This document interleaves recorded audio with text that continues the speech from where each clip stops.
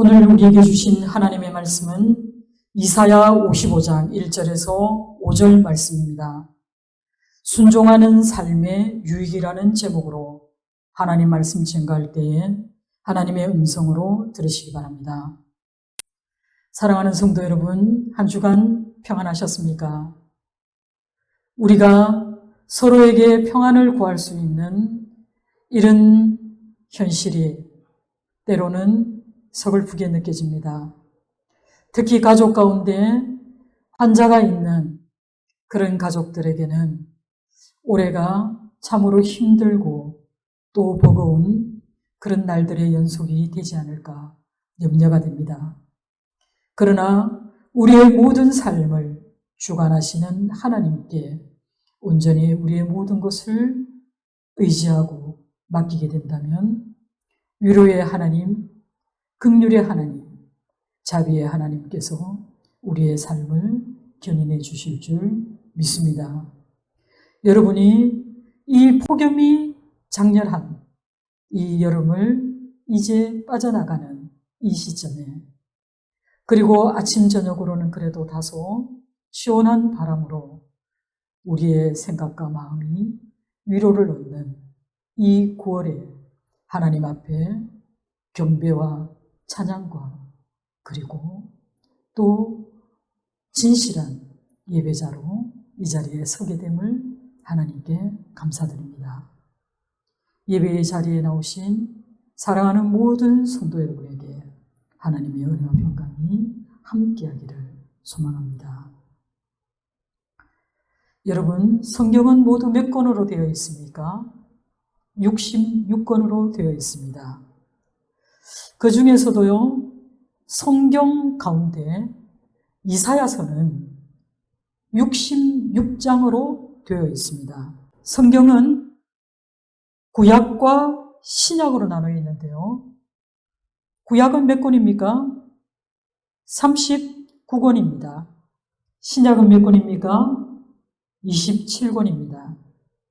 그런데 재미있는 것은 이사야서 1장에서 39장까지, 즉 구약에 해당되는 권수만큼의 이 장에는 회개를 촉구하고 경고하는 그런 심판의 메시지로 가득 차 있다면 40장에서부터 66장, 즉 27장에 속하는 이 부분을 우리는 소위 구약 속의 신약이라고 부르는데요. 49장에서 57장까지 이어지는 말씀은 모두 여호와의 종, 우리 주 예수 그리스도에 대한 예언을 중심으로 일관성 있게 전개되고 있다는 사실입니다.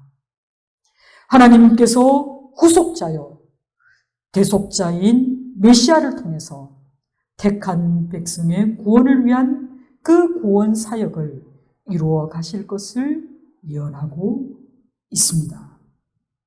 그리고 오늘 본문 말씀은 이사야 시대로부터 100년에서 150년 후에 일어날 일을 예언하고 있는데요.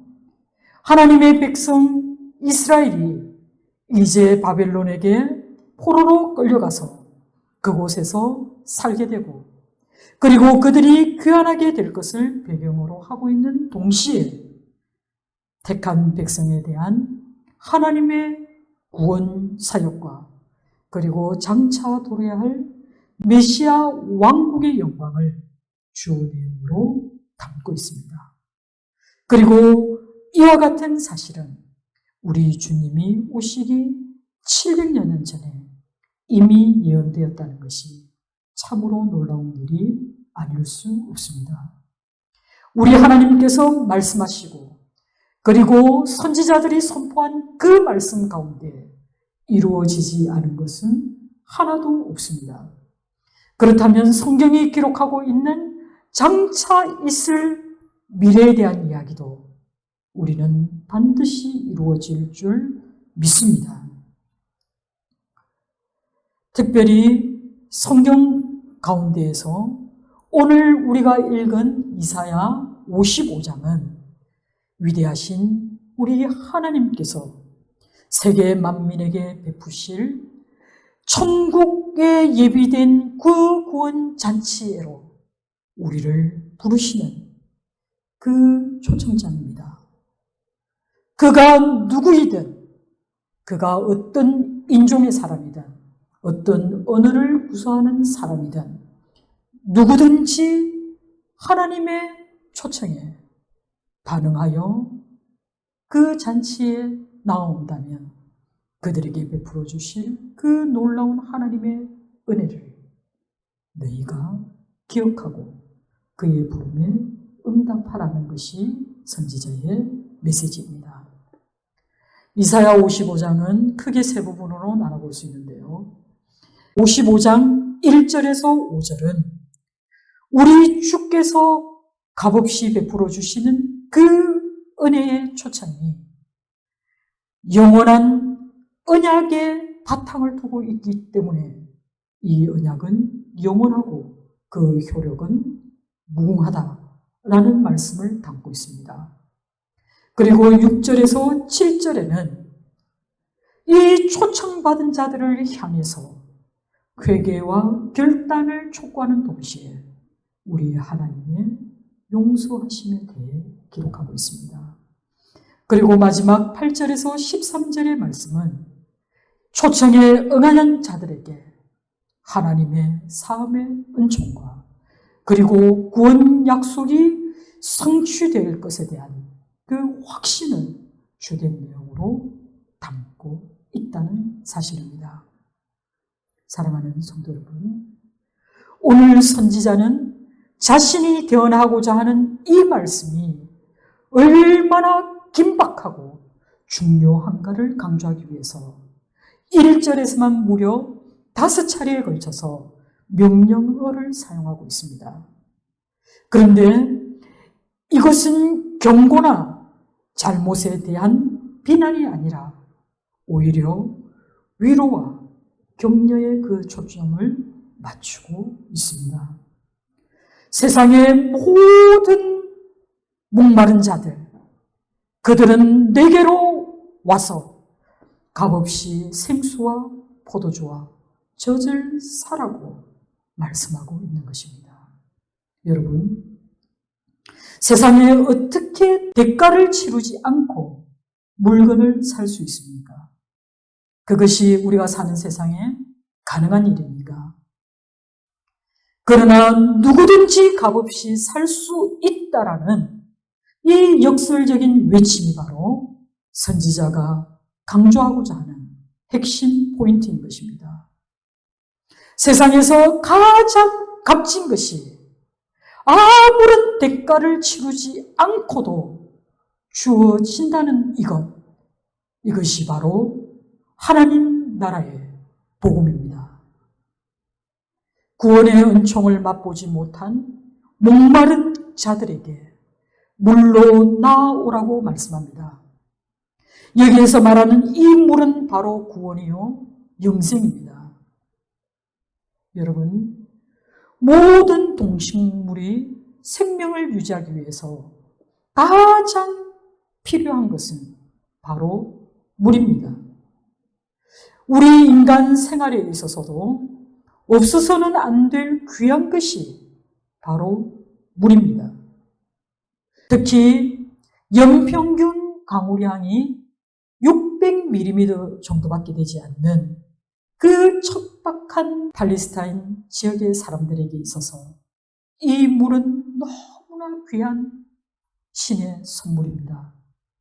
그렇기 때문에 성경에서도 인간의 영혼에 공급되는 하나님의 크신 은혜를 물에 빗대어 표현하는 경우가 많이 있습니다. 하나님이 베푸시는 이 물에 대해서 오늘 우리가 읽은 이사야 51장 1절과 58장 11절에서는 영혼의 갈증을 해소하는 그런 물로 표현되고 있습니다. 에스겔 36장 25절에 하나님이 베푸시는 이 물은 죄에서 깨끗하게 하는 물입니다. 그리고 47장 8절과 9절에서 하나님이 베푸시는 이 물은 만물을 솟원케 하는 그런 하나님의 은혜로운 물로 묘사되고 있습니다. 그리고 신약 성경 요한복음 3장 5절에 하나님이 베푸시는 물은 거듭나게 하는 물입니다. 그리고 4장 14절에는 영원히 다시 목마르지 않게 하는 물이 바로 우리 하나님이 베푸시는 물이라고 말씀하고 있습니다. 이처럼 생명을 지속시키기 위해서 필수적인 것이 바로 물로 상징되고 있다면 생활에 활력이 되고 그리고 우리에게 영양을 공급해 주는 그 포도주와 그리고 그 젖은 구원의 복음이 우리에게 가져다 주는 그 다양함과 그리고 풍성한 은혜를 상징해 주고 있습니다. 오라 너희 모든 목마른 자들아 물로 나오라는 이 말씀에서 우리는 요한복음 7장 37절에 언급된 누구든지 목마르거든 내게로 와서 마시라는 우리 주님의 말씀과 그리고 요한계시록 22장 17절에서도 목마른 자도 올 것이요 또 원하는 자는 값없이 생명수를 받으라 하신 우리 주님의 말씀과 함께 이 은혜의 물은 누구든지 그가 무엇을 하는 사람인지 상관없이 세계 만민을 향한 우리 하나님의 구원회로의 초청인 것입니다. 돈이 없는 자도 와서 먹고 또 돈 없이 값없이 사라는 이 말씀 속에 우리는 놀라운 하나님 나라의 비밀을 발견하게 됩니다. 먼저 하나님의 나라는 세상 나라들과 달리 돈 있는 자가 자기 마음대로 소유할 수 있는 그런 나라가 아니라는 것입니다. 그리고 하나님의 구원은 돈으로 얻어지는 것이 아니라 긍휼히 지극하신 하나님의 무한한 은혜로 값없이 주어지는 하나님의 선물이라는 사실로 집약되고 있습니다. 선지자의 외침과는 달리 우리의 형편은 어떻습니까?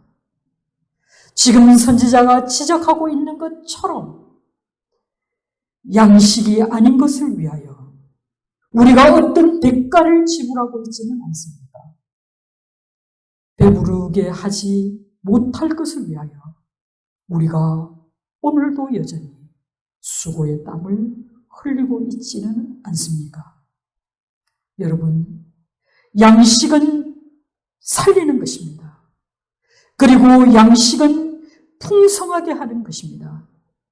그런데 양식이 아닌 것, 진정 우리의 삶에 가치가 없는 것, 즉 욕망을 따라서 취하는 세상적인 영화나 그리고 육체의 쾌락은 바로 이 양식이 아닌 것을 말씀하고 있는 것입니다. 이 말씀이 선포되어질 그 당시의 이스라엘 백성의 영적 상태뿐만 아니라 오늘날 우리의 영적 상태를 고발하고 있는 것입니다. 세상 사람들뿐만 아니라 주를 믿는다는 사람들조차도 대다수 모든 사람들이 세상적인 것에 관심이 집중되어 있습니다. 하나님이 없는 상태, 하나님의 말씀이 그들 속에 거하지 않는 상태에 살아가면서 하나님을 놓치고 살아가는 그 참혹한 현실에 대해서 말씀하고 있는 것입니다.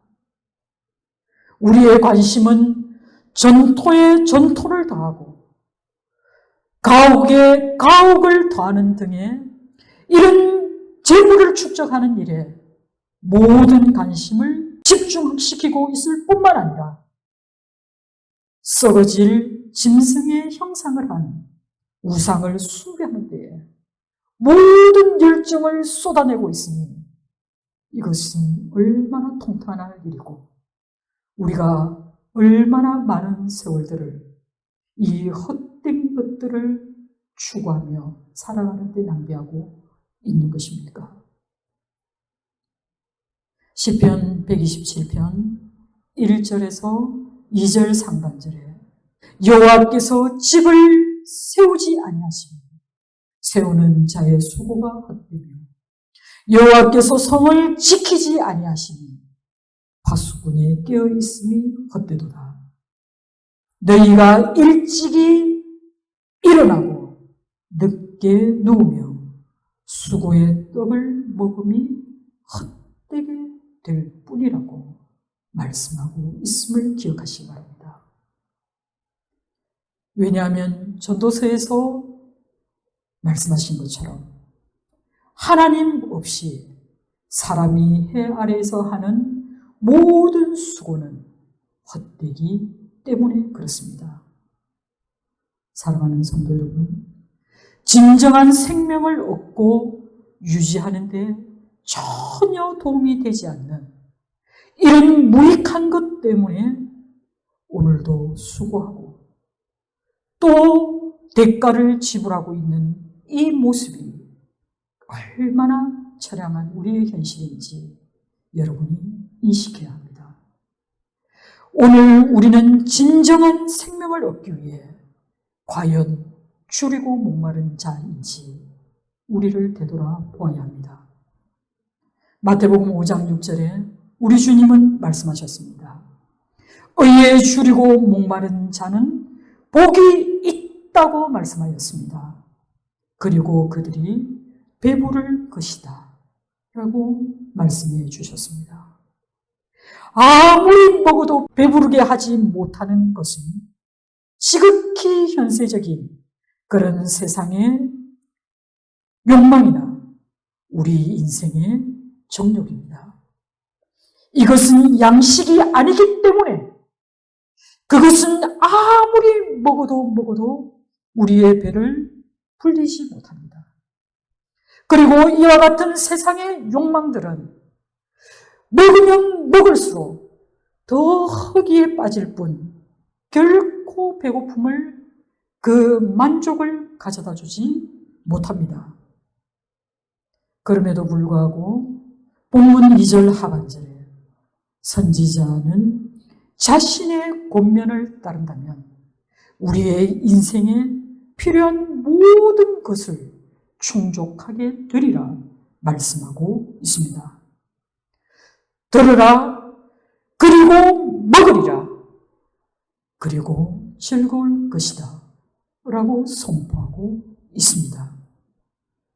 선지자가 내게 듣고 들으라는 이 말씀은 너무나 강력하고 그리고 긴박한 그런 말씀입니다. 여러분, 듣는다는 이 말은 흔히 순종하다라는 말로 번역되는 단어입니다. 여러분은 정말 하나님의 말씀에 귀를 기울이고 있습니까? 얼마나 여러분은 하나님의 말씀에 순종하는 삶을 살아가고 있습니까? 우리가 고생하는 것은 한마디로 하나님의 말씀을 듣지 않기 때문입니다. 하나님의 말씀을 따라 순종할 마음이 우리에게 없기 때문에 우리는 해 아래 새로울 것도 없는 이 인생길에서 끊임없는 수고의 떡을 먹는다 할지라도 우리의 삶은 헛되고 헛되니 모든 것이 헛되다고 말할 수밖에 없는 그런 인생들입니다. 저는 개인적으로 순종은 하나님을 신뢰하는 우리의 마음의 크기라고 생각합니다. 그리고 순종은 하나님을 사랑하는 자의 척도라고 생각합니다. 그리고 순종은 하나님 앞에서 겸손한 종이 취할 태도라고 생각합니다. 그리고 순종은 하나님께서 일하실 수 있도록 나를 완전히 비워낸 그런 상태라고 생각합니다. 순종이 이 세상을 살아가는 가장 쉽고 가장 완전한 승리의 법칙이라고 저는 생각합니다. 하나님께 순종하는 삶은 좋은 것을 마음껏 먹는 삶이라고 선지자가 말합니다. 마음껏 먹고 난 후에 즐거움을 누리는 그 완전하신 하나님의 충만함 속에 사는 것이라고 선지자는 말씀하고 있습니다. 성경은 여호와를 찾는 자, 그리고 정직을 행하는 자, 줄인 영혼을 가진 자, 그리고 말씀에 주의를 기울이는 자, 그리고 오늘 본문에 언급된 하나님의 말씀을 청종하는 자, 곧 하나님의 말씀에 순종하는 자에게 우리 하나님께서 좋은 것을 주시겠다라고 약속하셨습니다. 여기서 말하는 좋은 것, 그리고 기름진 것은 가장 큰 영적인 축복인 하나님의 아들, 우리 주 예수 그리스도의 복음인 것입니다. 하나님의 아들, 우리 주 예수 그리스도의 복음을 듣고 그 말씀에 순종한다면 그는 골수와 기름진 것을 먹는 것과 같이 그의 영혼이 만족함을 얻고, 그리고 또 하나님이 주시는 그 충만한 은혜 가운데 거하게 될 것이라고 성경은 여러 곳에서 줄곧 말씀하고 있다는 사실입니다. 그리스도의 복음은 그 자체가 영의 양식이고 진수입니다. 사랑하는 성도 여러분, 우리 주 예수 그리스도를 통해서 하나님의 구원을 값없이 우리는 받아 누려야 합니다. 하나님이 베푸시는 그 구원의 잔치 자리에 나아가는데 우리 주 예수 밖에는 다른 길이 없음을 기억하시기 바랍니다. 우리는 우리 자신을 결코 구원해낼 수 없습니다. 우리는 자신의 구원을 위해서 어떤 노력과 수고를 한다 하더라도 예수 그리스도로 말미암지 않으면 이 모든 것은 헛될 뿐입니다. 그렇기 때문에 선지자가 긴박하고 간절하게 부르는 이 주님의 음성에 귀를 기울이시고 또 그 반응으로 이 잔치 자리에 나아가시기 바랍니다. 여러분, 과연 우리는 무엇으로 하나님을 기쁘시게 할 수 있겠습니까? 그리고 과연 하나님께서 진정으로 우리에게 원하시는 것이 무엇이라고 생각합니까? 하나님이 원하시고 하나님이 기뻐하시는 것은 바로 그분의 말씀에 우리가 순종하는 것입니다. 단지 순종에 그치는 것이 아니라 그 순종하는 삶을 통해 하나님께서 주시는 그 무한한 은혜와 축복을 우리가 누리기를 우리 하나님께서 원하신다는 사실입니다. 하나님의 말씀에 순종하는 자에게 하나님께서는 오늘 본문에서 두 가지를 약속해 주셨습니다.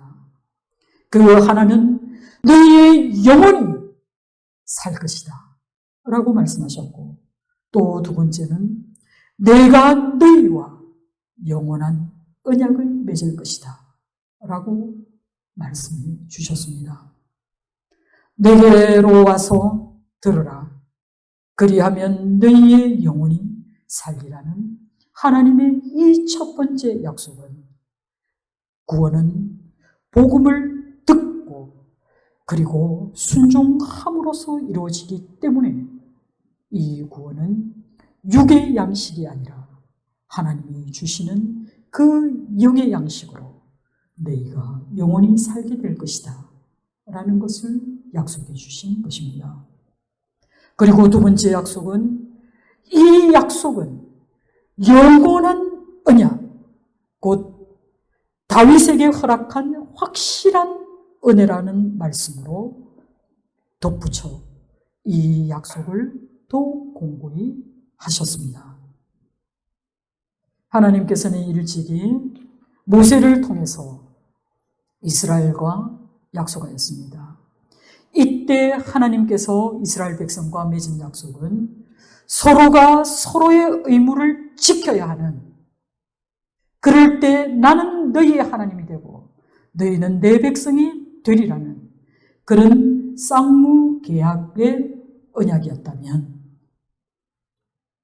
이제 하나님께서는 일방적으로 하나님 편에서만 의무를 지는 편무계약을 맺고자 하십니다. 왜냐하면 이들 이스라엘 백성들은 일방적으로 하나님께 불순종함으로써 하나님과 그 시내산에서 맺었던 계약을 파기하였습니다. 그렇기 때문에 하나님께서 인간을 다시 본래의 자리로 회복시키려면 새로운 언약이 필요한 것입니다. 언약에 신실하신 하나님은 인간의 죄는 미워할지언정 인간은 결코 미워하지 않고 그의 지극하신 사랑으로 품어내시는 하나님이시기 때문에 이제 더 이상 인간은 스스로의 약속을 지킬 수 없는 존재라는 것을 확인했기 때문에 하나님께서 오히려 스스로가 나는 반드시 너희에게 이 약속을 지키리라 말씀하시고 새로운 언약을 맺으셨습니다. 그것이 바로 새 언약입니다.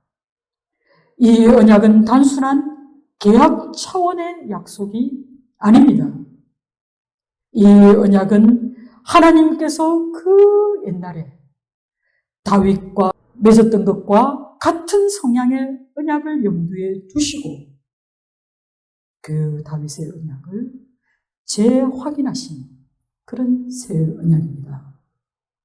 하나님께서 구원받은 성도들과 맺은 이 새 언약을 다윗의 언약과 동일시하고 있는데요. 다윗은 누구입니까? 그는 예수 그리스도를 예표하는 대표적인 인물입니다. 그의 언약 안에는 메시아가 그의 후손 가운데서 나오고 그가 영원한 왕국을 세울 것이며 그 보좌에 앉으리라는 영원한 하나님의 약속입니다.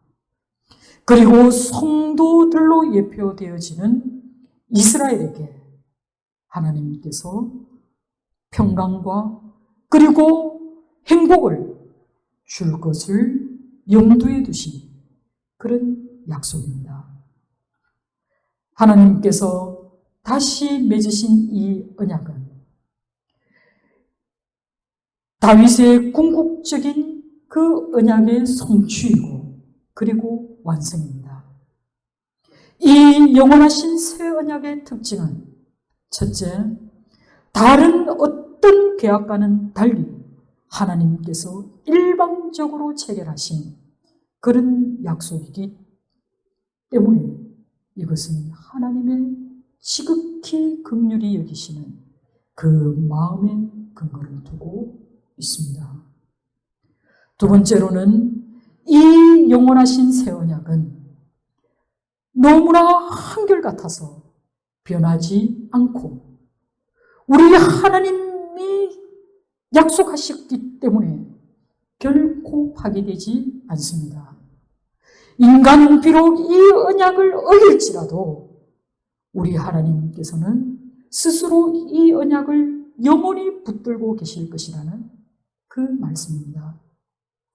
그렇기 때문에 이 영원한 새 언약은 인간의 공로를 절대로 요구하지 않습니다. 오직 그리스도로 말미암아 사함의 구원의 은총을 잊게 하는 그런 은혜의 언약이며 하나님의 영원한 언약, 곧 다윗에게 허락한 확실한 은혜라고 우리에게 말씀하여 주시고 있습니다. 다윗에게 허락한 확실한 은혜로 오신 예수 그리스도.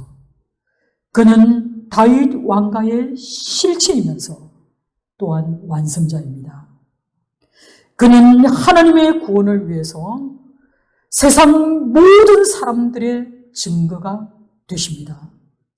그리고 만민에게 구원의 길을 제시해 주시는 그런 선한 인도자이십니다. 그리고 또 구원의 복음에 순종할 것을 우리에게 명하시는 그런 명령자가 바로 우리 주 예수 그리스도입니다. 오늘 본문 5절에서는요, 다시 한 번 더 4절의 결과를 설명하면서 다윗 계열의 메시아로 오시는 여호와의 종이 온 세상에 구원의 빛을 비추어 주실 것이라 말씀합니다.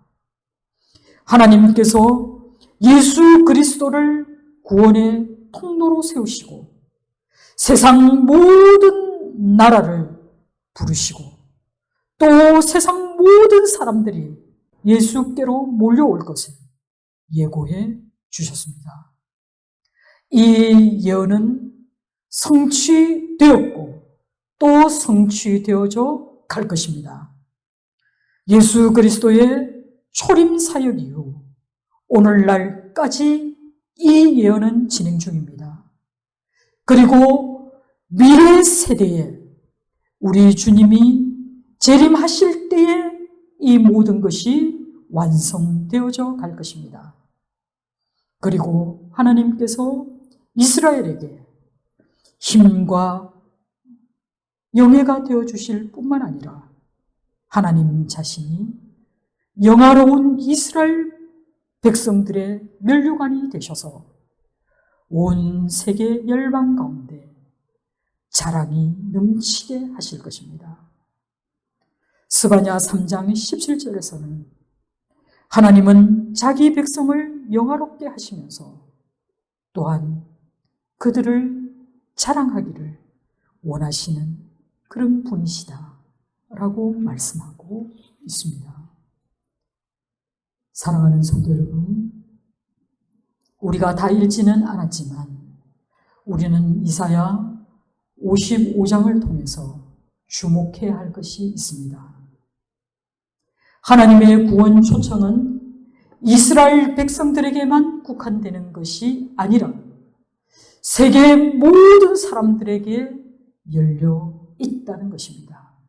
그런데요, 실제로 천국 구원에 참여할 수 있는 사람은 스스로 그 초청을 받아들이기로 결단한 자들이어야 한다는 사실입니다. 이러한 결단은 반드시 두 가지 사실을 내포하여야 합니다.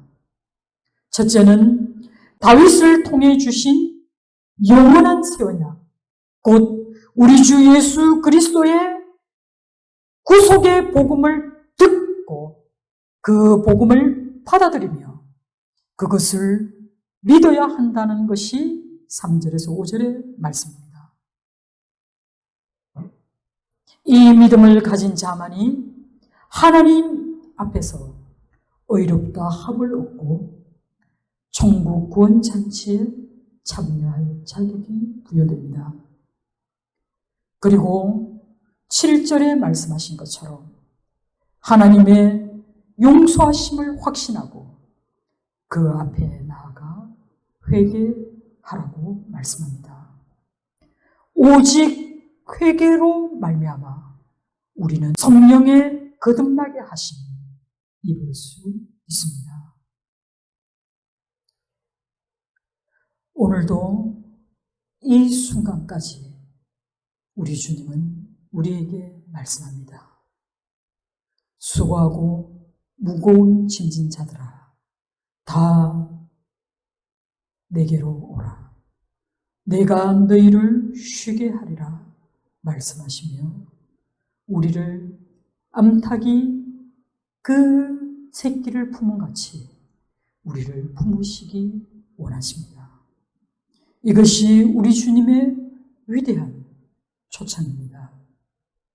우리가 해야 할 일은 이 초청을 믿음으로 받아들이고 결단하며 나아가는 것뿐입니다. 사랑하는 성도 여러분, 주님의 말씀에 순종하는 자가 누리게 될 축복, 그것은 가히 우리의 이성으로는 가히 상상할 수 없는 그런 놀라운 축복이 예고되어 있습니다.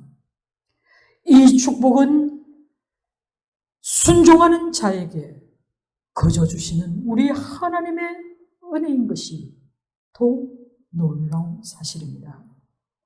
이 은혜의 선물은 구별하여 주어지는 것이 아닙니다. 누구든지 이 초청에 응하는 자에게는 우리 하나님께서 주시겠다는 놀라운 선물입니다. 이것이야말로 순종하는 삶에 유익을 가져다주는 가장 큰 축복입니다. 사랑하는 성도 여러분, 우리 주님의 부르심에 순종으로 나아갑시다. 그리고 아직 주를 믿지 않은 자가 있다면 영접하는 자, 곧 그 이름을 믿는 자에게는 하나님의 자녀가 되는 권세를 주셨음을 믿음으로, 아멘으로 받아들이시기 바랍니다.